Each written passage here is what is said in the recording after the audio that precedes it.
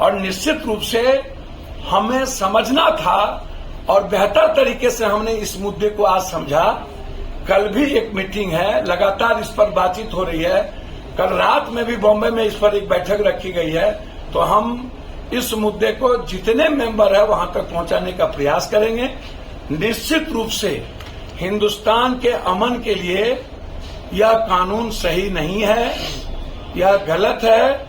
हिंदुस्तान की सेकुलर और संवैधानिक मूल्यों की रक्षा के लिए यह कानून सही नहीं है।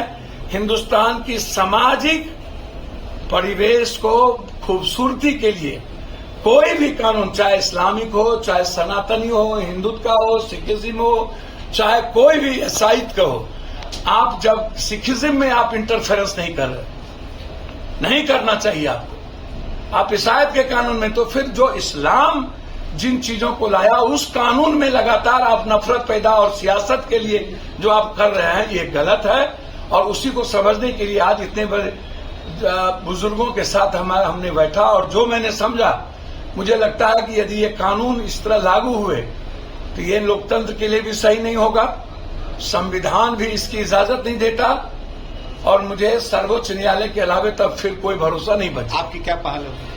भैया, हम लोगों की पहल क्या होगी तो दुनिया देख रही है। मेरी पहल तो बिल्कुल क्लियर है उस मामले में। हम सिर्फ रोजगार, एजुकेशन, सामाजिक सौहार्द और गरीबी के अलावे इस देश के कमजोर तबके के अलावे हम दूसरी बातों में दखल देने के खिलाफ हैं। हम सबकी विचारों का सम्मान और सबको जीने का अधिकार इस कंट्री में संविधान ने दिया है। उसमें किसी भी तरह का अमेंडमेंट करके दखल नहीं देते हुए नफरत की राजनीति की कोई गुंजाइश नहीं होनी चाहिए। ये मैं सीधा